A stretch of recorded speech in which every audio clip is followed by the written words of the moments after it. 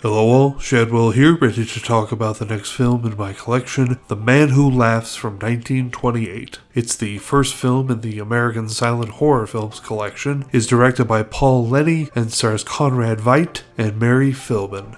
Calling this a silent film is somewhat stretching things, as it is partially a talkie, the first talkie being The Jazz Singer, released the year before this film. I say partially because it is silent, but it has a few sequences with general background rabble from crowds, some sound effects like clapping and such, and even two musical numbers, which, to be fair, is the same musical number repeated twice, but is longer the second time. This was not unheard of, as even The Jazz Singer the year before only had limited spoken sequences in it. It's also important to tell you that even though it's in a collection that would lead you to believe it's an American silent horror film, it's no more a horror film than The Hunchback of Notre Dame is. But as it was made in America, I guess you can still call it an American film, as it isn't really horror or silent. I imagine they threw this in the collection because the look of the clown Gwynplaine, with that permanent smile, is a bit ghoulish, and so it might creep into the dreams of some, I guess.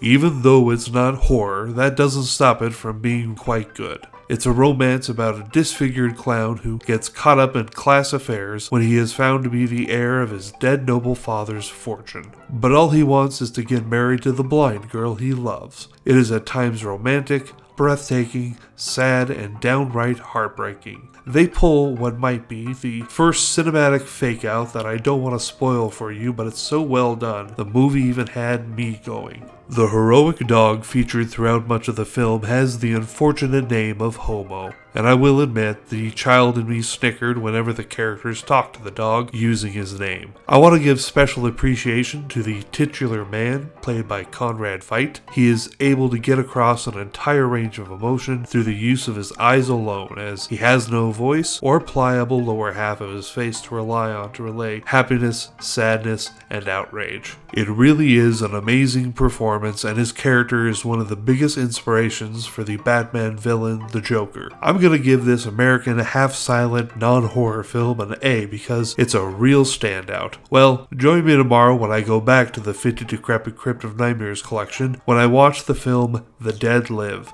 This also just happens to be one of my favorite quotes from the Clerks animated series that maybe a handful of people have seen. See y'all then.